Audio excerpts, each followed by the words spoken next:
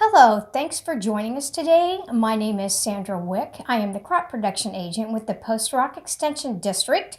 Today I have a special guest with us, Dr. Sarah Lancaster. She is our new K-State Research and Extension weed specialist. So I'm going to let her start. And Sarah, why don't you tell us a little bit about your background and maybe when you started with K-State Research and Extension.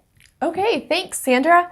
I am starting my second month here at K-State Research and Extension, and I am so happy to be here. I grew up on a corn, soybean, wheat, and beef cattle farm in East Central Missouri, about an hour west of St. Louis. So my dad farms, and one of my brothers farm west of St. Louis and about 10 miles north of Interstate 70, if that gives you an idea of where they're located. Okay. So I am excited to be working with farmers in Kansas and looking forward to good things to come here at K-State. Okay, and how about your family? Very important to me.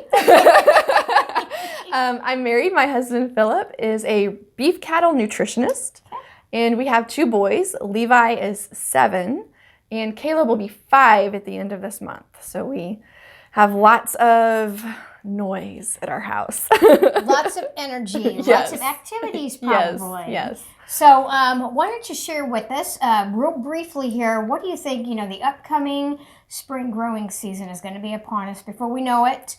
The wheat's out there trying to grow. It's kind of fairly limited growth because we kind of got in late, some late planting. Mm-hmm. So what do you think is going to be maybe a weed that they need to be thinking about now and to be managing that, and what do they need to do to manage that? Are we thinking about wheat? We should have had this conversation Wheat, offline. or if you want to start with wheat and then maybe soybeans. Okay. Wheat, the mustards now, early spring is going to be a good time to be thinking about your flaxweed and other mustards that need to be controlled.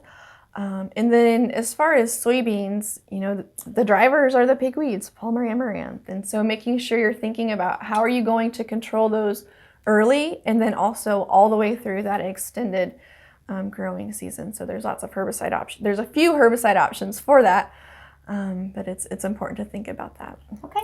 And I know that K-State always would say you need to do a pre-emergent, a pre-application, and a post-application. And those two management things to get in your operation are key.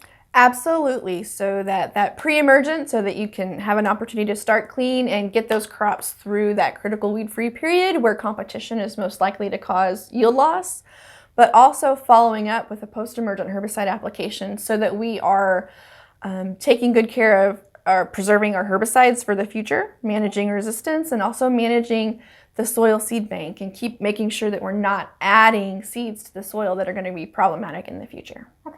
Excellent. And we have K-State Research and Extension has an excellent weed chemical guide, the 2020 version, hot off the press. That's right. So if they want to print a copy, they can go to any of our extension offices in the Post Rock Extension District, which would be in Beloit, Lincoln, Mankato, Osborne, or Smith Center. So thanks for joining us today, and thanks, Sarah, for sharing with us some information on the upcoming growing season. Please go to our webpage at www.postrock.ksu.edu and like us. Go to our Facebook page. We have lots of information there for you and lots of our events coming up as well. So again, this has been Sandra Wick, the crop production agent with the Post Rock Extension District, and we'll talk to you later.